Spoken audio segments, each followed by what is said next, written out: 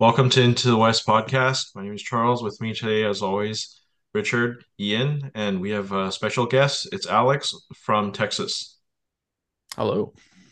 Hi, so we're here to break down, we'll just get right into it, the biggest news of this week in the game, and that is the announcement with details on what is going to be in Legacy for the new edition. For those who don't know, we did a reveal video back when the new edition was revealed. If it's like, on the other extreme end that I've heard some people say, where it's like, oh, they haven't produced Khan in a while, so now Khan, the whole faction is just going into this. Like that's too much. That's crazy. We all have multiple armies, but if you imagine if you only have one or two armies and one of those or two of them gets retired, well, that's a huge incentive to just not continue playing. Do you think that we overreacted? The funny thing is, I think we had a lot of comments and people tell us that we were being too, pessimistic. They're like, no, not full forces are going to be legacied, and I don't know. Like, unfortunately, I think we were mostly right on that one. Hey, that was I my mean, opinion. a lot of stuff is going, like the list is pretty big, but it's kind of not the way I thought it was going to be. Some factions being completely untouched, others losing like basically the whole thing is wild. So I didn't think it'd be like that. I thought it'd kind of go one way or the other.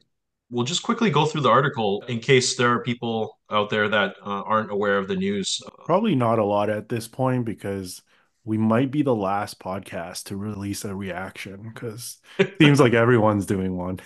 Yeah. Before we get started, just want to shout out our patrons over on Patreon. Thank you all for supporting us. If you want to see extra content and check out our list of perks, please see the link in the description. A special shout out to Ragin Ridge 83, the top supporter of the channel. Also, we have a Patreon promotion going on right now. All patrons, after supporting us for 1 month, you get a set of custom Baron of dice that has the Into the West symbol on them. So for more information on how to get them, also you could see more in our description. And just to shout out Baron of Dice, they make some great Middle Earth strategy battle game dice as well as dice for other games. You can use our promo code WEST for 5% off your order. And also thank you to Mithril Brush Painting Competition. They are basically a Middle Earth version of Golden Demon. So if you love painting competitions, if you love checking out really nicely painted models, please see the link in the description on how you can support this competition and how you can enter it yourself. Oh, the article came out, I believe, yesterday, Tuesday, October 29th. Miller Strategy Battle Game, the upcoming range update explained. This article basically covers models that are going to be in Legacy, and they're refreshing the whole range. So the example here is Knight of the White Tower profile is going to be removed from the game as there's no such character in the movies or the books. And Minas Tirith Army already has a lot of profiles. So they're going to be repacking some models. The commander set will no longer have Knight of the White Tower. We're going to also have models that were in the books removed, like Bandor Took and Golfin Bull are being moved to legacies. And these miniatures, to be clear, they're going to be off sale, and some of them have already been out of print for a while. Some miniatures will be rolled into different profiles, while some will be removed from the game completely. And in addition, some heroes who have like access to horses, shields, and so on, but never had a model with it, are also removed from the game. Yeah. Just thinking, like there are so many heroes in the game that don't have horse options. You see most people buy like a third party forlong for their mounted forlong or Yoglad. So I don't know what that means. If that means those are completely removed. This almost feels like a reason for them to they're partially going after 3D printers or covering those gaps in the models that they didn't make. But It, then it there's still models that don't even have models like Braga. It doesn't have a model and he's still in the game. Yeah, yeah. So I don't but know. Braga is in the movie. Ooh. True. Okay, so going through the list, we have Fallen Realms. So this is evil men. Yeah, we already talked about Golden Bowl. We have the entire Farharad faction removed. We have some of Serpent Horde removed. We have the Haradrim King, Golden King, Abraham Guard, Watchers of Karna, and then from the Corsairs list, we have the Reavers removed. Doesn't have a model, so kind of understandable. And the entire Khand faction is removed. Are you kidding me? This is devastating for like the evil kingdoms of men. Like two Yeah. of them are basically wiped out, and the one that's left, Harad, is like severely nerfed. Like all you have are your basic troops now and Serpent, right? Friend of the podcast, Rainier. Has anyone checked up on him? He's a big Evil Men fan. Oh God. He's playing Legacy. That's what he's doing now. Hopefully they have that in the Netherlands. I think one thing that is of note, which is kind of interesting here, is if you scroll up, it's called the Fallen Kingdoms, this entire section. And in that, this is kind of my one of my thoughts is this is how they're going to be categorizing things for the next edition. And you have Farharad in there, you have Harad in there, Serpent Horde, Corsairs, Khand, and Angmar, which is interesting. Next, we have Mordor. So all the name ring wraiths, except for the Witch King, I imagine, is being removed. We have Goroth and Zagdush removed. Blackguard of Barad-dûr, Morgul Stalkers, Kardush, Orc Trackers, the Great Beasts of Gorgoroth, Razgush, and Musgur. Some of these are quite new. Yeah, 2 years old. It's just, it's weird. Yeah. There's just no pattern. That's one of my issues, and I think that's why some of the community has been upset, is that I guess the reasoning that they gave in the beginning doesn't really add up. Like not exactly from the books or the movies. It's just not a consistent pattern. So I think there's just a lot of confusion here. Well, to be honest, I think it's multiple patterns. I think we're seeing a bunch of things getting legacied for different reasons, and a lot of them make sense, and a lot of them we just have no concept of understanding. Like Razgush and Musgur, I have no idea why those are gone. But something like, I don't know, Morgul Stalkers, I could see just being like they just don't want to sell that model anymore. They don't want to have people bugging them about it. They don't want to deal with it. They don't want to support it in future editions, whatever. We'll get into some of our theories after we go through the rest of this long list. Yeah. So, just continuing with Mordor, the Morgul Knights will become Black Numenorean Knights. That's what And they should be. yeah, and the Witch King is going to be sold separately. What does that mean, sold separately? Is he like not already sold separately? He is. So I don't know. Is there a Witch King pose that was sold with the other like named ring wraith poses? other than the Dol Guldur Witch King, I don't. Because there's the new plastic one that's sold separately and in the starter box, right? I actually Yeah. have that individual box with just him, and it has him and the horse. Yeah. Yeah, so it's weird that they're saying that. Yeah, so I'm not sure. And then we also have Shagrat War Leader being removed. That's kind of understandable. It's like a Games Workshop creation. It's a different like version of the original Shagrat. And then for Gundabad and Dol Guldur, we're gonna have the Spider Queen and Castellans removed. Yeah. The only Hobbit era things getting removed actually is those two. Yeah, yeah. I just won a Spider Queen from one of Max's events. Hey, that's your Shelob.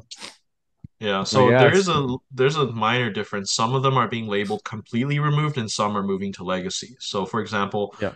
War Leader is being completely removed from the game while Castellans and Spider Queen are moving into legacy. In Mirkwood, Thranduil's horse options removed from the game. Yeah. That's an interesting one that they specifically named that.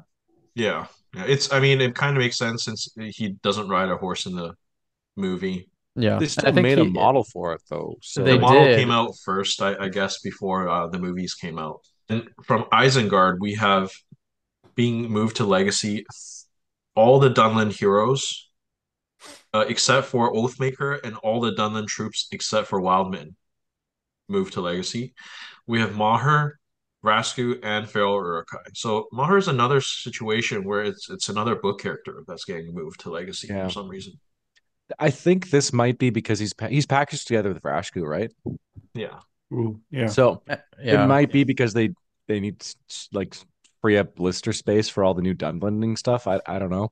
I'm not as upset about this one compared to the other ones. I know it sucks like Frida and Garl because they are still really pretty new profiles, right? Like 4 years old maybe. Yeah. Yeah. But you are getting like the entire Dunlending thing getting revamped, like the whole army and like a bunch of new models, a bunch of new profiles. So like I'm not happy that these ones are going, but these ones make sense. Yeah, because once the War of the Rohirrim stuff gets dropped, it would be like two different versions of Dunland, and that Yeah. it streamlines Dunland. Yeah. Yeah. Grima's horse auctions getting removed. I mean, Yep. didn't have a model. And then Oathmaker is getting packaged separately. Yeah. For Gondor, we have moving to Legacy, Knight of the White Tower, Anbor and Mablung, which is interesting because these were, I believe they were in the movie. Like they didn't have any lines, but you saw them in the background in the two towers. Kyrian is moving to Legacies and Men at Arms of Dolornoth. For Those miniatures being renamed or repackaged, we have the Commanders because they're removing Knight of the White Tower, and then Baragon's going to be sold separately because previously he was in a blister with Kyrian. I For don't get Mist, the Knight of the White Tower one. And like yeah, well, changing the blisters because they're doing that with the Rohan one, which we'll get to, yeah, and with the Stormcaller as well. But they're not touching the Dragon Knight, which it's like it just seems really weird to me. Maybe because the Dragon Knight is sold separately in a blister in the mounted version, so there's a way to justify it. the All right. Easterlings are untouchable because of the sales. yeah, I, there are memes about that. I will also they also said earlier on that it's like because Miss Tirith has so many options that they're like trimming down the fat basically on the faction. Yeah. I guess that's kind of a balancing move too. Yeah. I don't know. I think the benefit of the doubt that we're giving is a bit of a stretch, but Yeah, a little bit. next we have Misty Mountains and stuff that's moving to legacies. We have Groblog, Ashrak, Dweller, Moria Black Shield profiles. So the Captain, Shaman, Drummers, Warrior, and then also the Warg Marauder. Org Um, Marauder, so sad. Druzeg and Durbers are being packaged together as a pair. Surprisingly, these two are both Games Workshop inventions, and they both survived. Yeah, I don't think you can have Moria without Durbers. Druzag is interesting, especially with the fact that they removed Ashrak. Yeah. So remember when everybody was like, "Oh, how are they going to handle Moria? Like, how are they going to split up the factions? Is it just going to be the Balrog?" The answer is yes. It's just going to be the Balrog. I guess like most of the monsters that matter survive. Like the cave drake and hopefully the dragon is good. So I mean, at least hopefully. some fun models or Dragon, yeah. but yeah. I thought Dragon and Cave Drake might go, but they both made it. I mean, there are people who play the game because those models exist. Like I've seen so many people just pick up a cave drake or a dragon and they just do monster mash Moria. That's like the thing you do with Moria. So I could see that being a reason why they kept it. Mhm. In Elven Kingdoms, we have entering legacies. Eladan and Elro here, unarmored versions. Glorfindel, unarmored version. I mean, these only were available with made to order, right? So I Yeah. guess cleaning that up is makes And sense. Wait, Gil, Glorfindel Unarmored was made to order? Yeah. yeah, well, for a Oh, while. I think he's currently he might be in the range, but for a long interesting. time you couldn't get him. I actually that's but the model I have for him, so that's interesting. I I mean, don't know. these ones all make sense because they have armored versions for sale. Yeah. So like Yeah. getting rid of the option, like whatever. It's not like a huge loss. Most of the time, you're gonna run them with the armor anyway. Gildor, Stormcaller, and Aristor. So Gildor and Aristor both being from the book, a little surprising. Weird. Yeah. And then the Elrond unarmored profile is removed. Which also weird because I know there's at least one unarmored Elrond model, maybe two, like sculpts. Yeah. Yeah. Why isn't that? Oh, I guess it's in Legacy, not in Legacy. Yeah, wait, what? How is Elladan and Ella here in Legacy unarmored, along with Glorfindel unarmored, but not Elrond? And That's where's Celeborn unarmored? yeah. He's in the I think game it's still. I think it's because the Elrond profile would just be in the main book. So Yeah. they don't want to have it in the main book and in Legacies. The easiest way to deal with that is just no, but the Elladan, Elrond, and Glorfindel would be the same thing. Yeah, no, that doesn't make any sense. Never mind. What? They're just cutting down on variations for each profile, like in terms of models. Yeah, Yeah, but it's just interesting that some are in Legacy and some are just gone completely. It's it's just kind of a weird yeah. mix. This makes zero sense. In Rohan, we have entering legacies Grimbold and Helmingus Command, Earl the Young, Erkenbrand, Outriders, Sons of Earl, and King's Huntsman. And then the Rohan commanders obviously will be repackaged without the King's Huntsman. I mean, all of these kind of make sense, but it's also like the Harad thing. You're taking away all the potential options for flavor in the list. Now you have Warriors and Royal Guard, and then it's Yeah. Yeah. just hero selection. So many of these are from the book. Yeah, I. It's weird. The one part of this that I think is actually hilarious is the fact that Grimbold's just going away. He's getting he a new got, model for he sure. got Like on legacy horse. before. I mean, maybe he is, but I really think it's so funny if he doesn't. Like he just gets legacied before he gets a horse. Yeah. That part's pretty funny. It's very bold of them. Sons of Earl still don't have a dismount model. Yeah, true. For the dwarves, we have moving into legacy Mern and Drar, Balin, King of Moria, Floy, King's Champion, and Shield Bearer. And then Dwarven commanders will be repackaged without the Shield Bearer. Bye, Khazad-dûm. I loved you. The King's Champion going is huge. Yeah. Like it's such a staple of that entire army list. Like if you run it with the Durin way or the Balin way, Yeah, it's I think they do have to add something, or else this almost feels like another axed faction. Yeah. I think Kingdom of Khazad goes down like 2 tiers without the King's Champion. I have another theory about this one as well that I want to get into later. Okay, for Kingdoms of Men, we just have Rangers and Dunedain being repackaged. Nothing going into Legacy that we know of. And then Free Peoples, we have Bannerbus took into Legacy. And then Quick Beam is being renamed to Birch Seed. Yeah. Sounds like maybe a rights issue. These models are all on last chance to buy, and basically after they're gone, I guess they're gone. If they're not already gone. So, yeah. To take in. Yeah.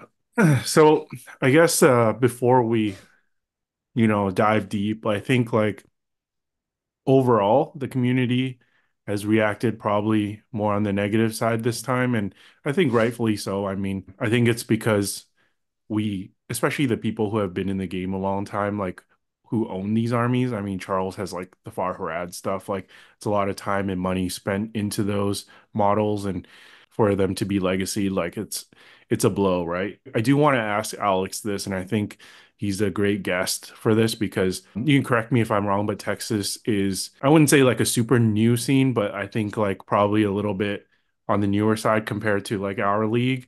Yeah. And I guess just to say one positive thing before we dive into the negatives is that it could be like a positive for newer players and people who are just getting into the game, because I know a big struggle in the past has been like people who join and they look up the armies book and then they want to build a certain army, and then they're like, oh, okay, what's good and what's competitive, and then they're told by veterans, and then they go on the site and then it's like, oh, everything's out of stock and whatever, and then when they ask for advice, we're like, oh yeah, if you want the official models, go on eBay and try to like scrounge some stuff, and that's not, the probably the best way to encourage new people to come into the game. People like being able to buy the official armies like off the game store. So did you have any maybe thoughts on that? I agree. I think it does, like, especially with a lot of those models, like you're not building an entire Black Shield army. Most people were just buying those boxes for the shamans. And I think GW kind of knows that. And they're like, all right, we need to get rid of some of this stuff that nobody's playing, nobody's buying, which is in a way sort of their own fault too for not making them like good I guess, because if they're good, then suddenly everyone's buying them. You're like, oh, okay, it's a different situation now. But there's kind of two factors I think that make it better for newer players to kind of trim the fat, which is one is like decision paralysis kind of stuff where it's like, oh, I don't know what to get. There's so many options. When you trim down the options, there's a lot less options. You're like, okay, I can choose between these three instead of these 10. And so in that sense, it can kind of help newer players maybe. But then also just like, yeah, like what you said of they're trying to pick out the best models and they're having to decide between like a bunch of different warrior options and they're like, all right, I'll just take like one of everything and I'm sure that'll be great. And then everyone's like, oh no, actually just taking this one model 20 times is better. Sometimes that's how it is in the game, but that's really only true for warrior models. I think for heroes it's a little different story. No one's taking storm callers, but I still think as a general just gamer sort of perspective, having choices in a war game is good, and completely removing, they're not removing it, they're legacying it, but eventually going to be completely removed in like the next edition. Removing those choices is kind of rough, but I have a theory that they're trying to leave room for expansion, hopefully. So I guess that's a positive aspect of that. So we'll see.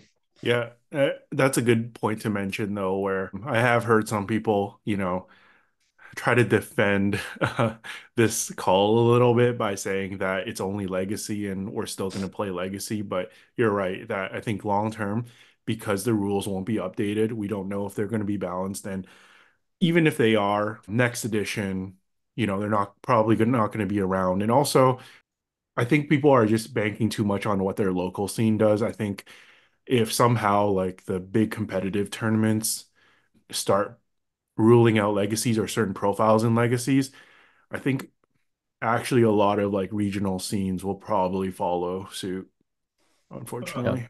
I had one more positive, but Richard already started moving on to the negatives. Go ahead. My one positive is on the hobby side. Since Middle Earth became a specialist game, Games Workshop made it clear that like on the web store, we're gonna have a certain limited amount of space. That's why they keep repackaging blister packs and stuff and bulking heroes together. So knowing that there is a limited amount of products that they can sell, I can see the benefit of removing some of these 20-year-old sculpts. Like if you're in to collect the models and if you care about how your models look, like the ore trackers and some of the like super old models, I can see like it being a good thing that those things are getting removed and not being sold to make room for some of the new nice models that are coming in.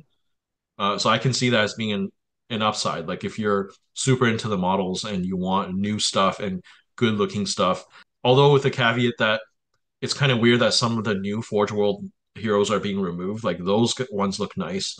So it's not completely like true, but with some of the old stuff they're removing, I think it's great in terms of updating the model range. If we're going by model looks, the Adred should be legacied ASAP. Yeah. I love He's in the them. movie. He's in the movie. I do have one more positive thing to say. I guess this is a positive, but my theory about the Men at Arms is that they're legacying them because those models are horrible. They break apart so easily.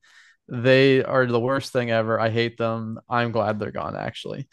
But what about Berserker swords? They're almost as bad. I haven't had to work with those, so I don't know. But the pikes are really, really bad. Look, if they're legacying the pikes so they can make a new design for them, sure, that'd be great. I don't know. Getting rid of them is weird. It probably doesn't make the biggest impact on the list, provided the list stays the same. If the knights end up getting repointed so they're not overcosted, it probably doesn't change the list a whole lot. It's just a weird choice. So does anyone have any theories about the inconsistency of the stuff being removed? Like we have some GW inventions being removed, but then some book and movie characters being removed as well, and then some that are completely left alone, like Easterlings. I think they put up the Evil Alliance Matrix on a dartboard and just started throwing. My guess is this is not the whole list. Yeah, I've heard some people say that as well, and I have a feeling it is, but my reasoning is not very sound for that. And my reasoning is that, yeah, obviously there's not a lot of Hobbit models on here. There's only Spider Queen and Castellan, but they're still included on there, and it makes me think that this is just the full list I don't sections. mean that like there's going to be another article part two next week, Oh, okay. covering the other 10 factions. What I mean is like maybe down the line they'll think like, oh, next year they're going to remove another set of models. I mean, I think that's what they do for Warhammer, right? Like they update Legacy every like year, every couple of years or something. I don't know about Warhammer, but they definitely do that for card games. You Mm. know, there's a cycle of models that are, I guess, allowed in competitive play, and then the rest kind of get legacied over time. Actually, I just think they're just getting rid of metal stuff. There's some resin, I think, right? There is some resin in there, but I just thinking about this right now. Like most like Khand is like pretty much all metal. Farharat is like mostly all metal. Dunland, all the troops are like all metal. They left alone hobbits and wozes. That's all metal. Yeah, that's Yeah. true. But like the Harad elites are also metal. And that might be why the Hobbit stuff isn't being touched that much because it's either plastic or resin or fine cast. Yeah. And Spider they're all Queen like was newer metal. stuff. Yeah, that makes sense. And Spider Castellans, I don't know what they were. they're metal. They're metal Wow. still. Yeah. So Yeah. maybe they're Interesting maybe theory. trying to phase out all the metal stuff or all unless it's like crazy pop because like Hobbits would still be pretty popular, right? Even though they're metal. Yeah. And like Woes is a little weird. Yeah. They're like bigger in the books, I guess. So maybe that's why they want to keep it around, or they want to keep that Legion around. I don't know. Yeah. But like the Well, twins going away, they're metal. Glorfindel was metal. The Gildor and Eristor are metal. Unarmored yeah. Elrond, though, that's the White Council. That's resin, That's though. resin. Yeah. Yeah. Resin. But they stopped making that box a while ago, didn't they? There's also the second Elrond called Master Rivendell that's metal, that's unarmored. But Yeah, yeah, both of those are yeah. going. Both of those are not in the store. But That's interesting observation. I didn't think about materials. yeah, but Yeah. that doesn't explain the commanders, right? Like the Huntsman, the Knight of the White Tower, and the Shield Bearer. They're all fine cast. Yeah, but that's probably due to So another reason, right? That's probably due Yeah. to yeah, being a Games Workshop creation. I but don't think it's GW creation. I think it's just they're getting rid of stuff they don't want anymore. Like just gameplay wise. which I don't know. It was annoying. It was really cool when they brought. I remember when they brought those models out. Everybody was hyped up. They were like, "Cool, my faction gets like a cool little unique generic guy I can use and throw in lists. I love this." And Yeah. now here we are, 12 years later, and they're like, "Actually, get rid of it. We hate them." Yeah, Yeah. I think that's like if that's one of the reasons I'm not a fan of that because like if you look at the evil men that are being removed, like those are the most interesting profiles. They are a bit fringe, but you know, chariots, like you don't have anything else really in the game like that. Yeah, no, the Dwarven chariot is that one should be legacy, you know, screw that model. The Con chariots are cool, and then the Mahood, you know, I think a lot of people are drawn to that as well. I think we would see more if it wasn't such an expensive army to collect, right? So I think it's just unfortunate that they took like really unique profiles out. Yeah. A lot of the trample going away. I saw a common like opinion online just the last 2 days where people are saying that, it's, and we talked a little bit about it, but just people saying that it's not a big deal that they're in Legacy, you could still play, and communities can just choose not to follow the rules and allow Legacy at tournaments. I don't know if it's going to be that easy to just say we're going to ignore Legacy. I mean, it depends where you live. This is where my opinion kind of comes into like we still don't know anything because we don't know anything about the new edition. Them kind of coming out with this list, like this is like the bad before the good. And so I'm kind of wondering if they're like hoping to win people back with the next thing that they're talking about, which is going to be like actual next edition rules and how it's going to work.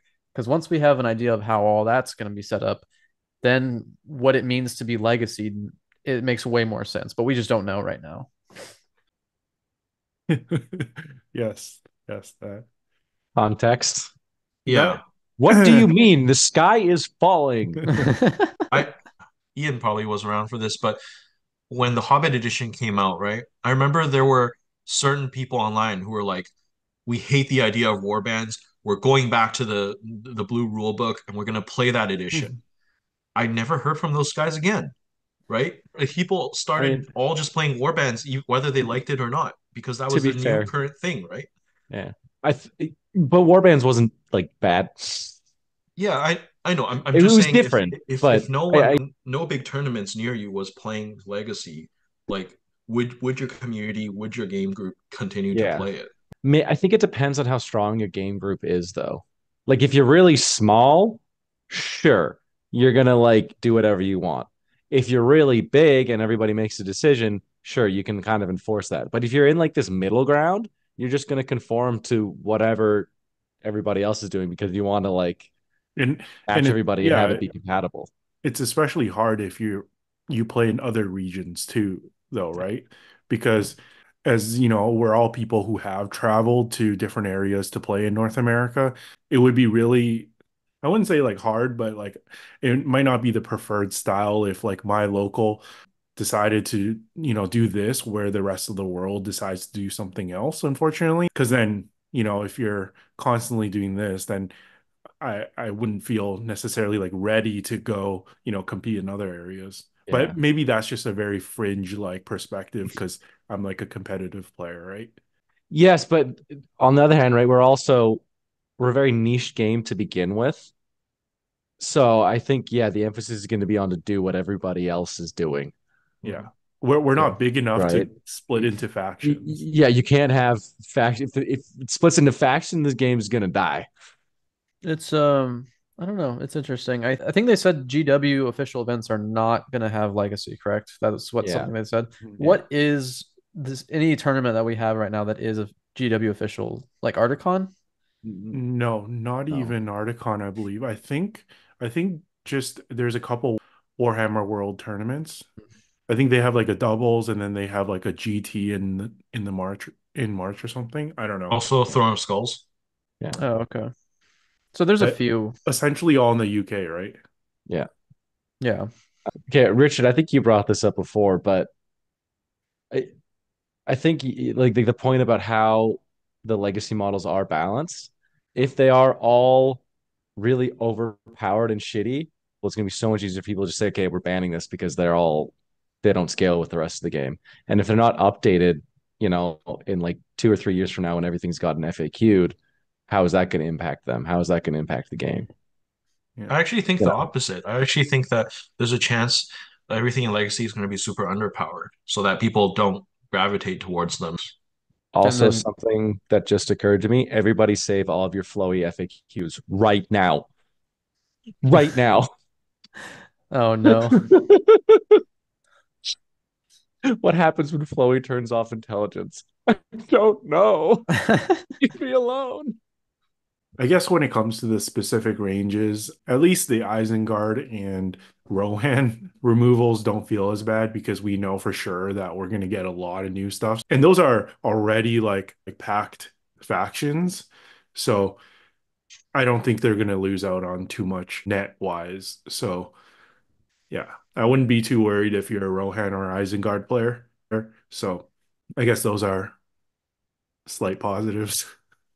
I don't know if you guys follow, but Warner Brothers confirmed a bunch of Lord of the Rings movies. So we have apparently Hunt for Gollum might be two movies, and then there's going to be a whole bunch of movies after that, like in the coming years. So I don't know if maybe Games Workshop has some insider news about that and just would rather cut out extra profiles now because they know how much might be coming in terms of new profiles. Potentially, if all of these are replaced with something similar in the next, like, I don't know, 3 or 4 years, then it kind of makes sense, but not make sense now. If they are going to be re-releasing a bunch of stuff, so we're going to end up ticking back up to the full amount, like or the amount of models we had before. I wouldn't mind that as much because then you're kind of keeping the same amount of options and availability of stuff for people to use. If they cut all this stuff and then we get one supplement a year that with like 3 or 4 more units, what is that? Like 20 new units over the life cycle of the game then of this edition, which is going to be 5 years. So it depends on the release schedule that's going to follow this up afterwards, right? So, I mean, do you think that the edition's only going to last 5 years? Because this edition was 6. six. Yeah. So, I mean, maybe they'll get more profiles and more stuff in that per book. So maybe, I don't know, it's 10. Even if it's 10 things, is that going to make up for all the stuff that we lost? 10 new things a year? Maybe after a few years. Yeah. I mean, if it's what Ian's describing, it makes more sense to cut out models as you add them.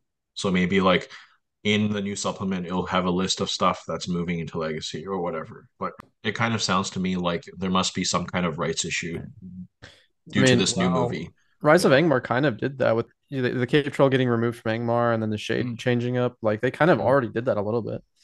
We could actually, Charles, if there is that many movies on the horizon, you could end up with a list popping out before each new movie is getting released. Like kind of like this. Maybe not as extensive as this, but just like, yeah, here's some older stuff that's not like maybe it's just not selling as much. And they're just like, okay, we're gonna get rid of that stuff to put this new stuff in. Slightly different topic that hasn't been mentioned yet is the change in war gear. I think this one, a lot of people are talking about the legacy stuff, but like this kind of hurts because a lot of our local scenes have emphasized WYSIWYG, and it just kind of sucks. Like the effort that people have put in, like converting. This isn't a big point for me. I'm just talking for all the hobbyists. Like you guys all know I'm a shit hobbyist. The most I do is like stick a shield on. So it's I, not really for me, but I know for the people who have done like extensive conversions and stuff, like, one of our friends, Steven, he's done like gorgeous work on like a thorn on goat. Yeah, that would just suck. Like that's another blow, right? Like if something like that just you can't use it anymore and it's now a display piece. I hate this actually. Well, it's taking away options, which I think we've said a few times now. Is like just don't like that in general, but also on like the hobbying side of it. Like I'm not great at painting. I don't really love painting. I enjoy converting. I'm not very good at it, but I do enjoy doing conversion stuff, right? Like I made a four along the fat on horse. Like I made one of those. I've done some other conversions for like Corsair Reavers and stuff. I enjoy that part of the hobby, like the actual hobbying part.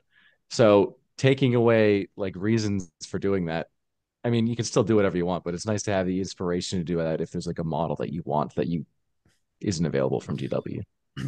This is kind of the confusing thing for me is that in the article they have Thranduil getting his horse removed, obviously, which is like that's a Wargear option, but they had a model for that. Then Grima on horse is another one that's listed, doesn't have a model, but does that mean that's the only one that's getting his horse removed? Lots of heroes without a mounted model. Right, but why did they only list Grima? Well, that's another reason why I think it might not be a complete list, right? What about models that we think there will be a supplement updating them in the near future, like Elendil, for example? He doesn't have a mounted model. Is he going to lose the horse option in the next edition, or Yeah, it are sounds like they? it. And the shield. Yeah. Yeah, because he doesn't have that in the movies. No. I don't know if he does in the books, but The article brings up more questions than answers. Yeah. exactly why I'm waiting. I'm just waiting in anticipation to see what they say. It's just like how hard are the war gear cuts gonna get? Or how are things gonna change? Like, is it gonna be like is everybody gonna end up like the warrior of Arnor profiles where like you have this and this, and then if you take them, you swap for this. And that's it. I guess that Like is kind of that how it's streamlines things, right? You can argue that maybe like all those small customizations aren't that important. I don't know. I like That's them. what I like about the game, though. Yeah. Yeah. Yeah. like Yeah. yeah. And it also like everybody like tons of people have made conversions for all that kind of stuff. Even the shields or like the spear bows and stuff. Yeah. Oh, like do we like rip those off for a WYSIWYG tournament? It's gonna be a bit of a pain. So looking at Rise of Angmar, Argadir, you have to take the horse. So are like heroes that we get a mounted model mean that you're just gonna come with it? But then Erner is in the same book and he has the option to be on foot. So Yeah. It might be like army dependent, like Riders of Thetan, you also don't have a choice, right? Mhm. Yeah, All mounted. yeah. I don't know. But yeah, all speculation for Totally. now. Yeah. We have to wait till November for the actual edition news, I think they said. Are we expecting news in 2 weeks from now, next week, and then like the edition launches in like the last week of November, or like I, still not no news there, right? I don't know how many more of these sneak peek articles I can take. It's like sneak peek is usually reveal like one special rule of one Yeah, profile. and they keep doing the double one where they like on the Monday they'll give you like a little profile and they're like, here's a 2 minute article about a guy who buffs fight value. Yay! And then Tuesday they're like, boom, here's fucking 15 minutes of shit. Enjoy. The internet's gonna lose their fucking mind. But then next Monday, if we get another fight value buff model, then it kind of makes up for it. Next week, dice is removed from the game. You will now play like chess. Use a roulette wheel. You just spin it, and then whatever number you get, that's your number. Only scatter dice. Yeah. Ooh. All right. Well, comments below. Let us know if we're being too negative or too positive. Yeah. Or two in the middle.